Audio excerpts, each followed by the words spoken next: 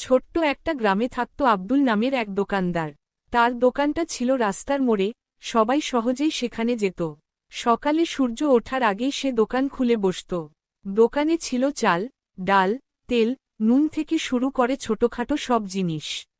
গ্রামের মানুষ তাকে খুব বিশ্বাস করত, কারণ আব্দুল কখনো কম মেপে দিত না। প্রতিদিন তার দোকানে ভিড় জমত। বাচ্চারা আসত বিস্কুট আর টফি কিনতে, কৃষকেরা আসত চাল ডাল আর লবণ নিতে। কেউ টাকা সঙ্গে না আনলেও আব্দুল খাতা খুলে ধার লিখে দিত। মাসের শেষে সবাই টাকা শোধ করত।